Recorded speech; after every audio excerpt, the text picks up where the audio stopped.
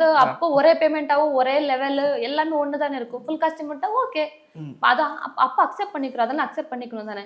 அரசாங்கம் ஒன்று கொடுக்குது அக்செப்ட் பண்ணிப்போம். ஓகே. ஸோ ஆனால் உங்களுக்கு கிளாமர் ஆனால் தானே பைசா ஜாஸ்தி.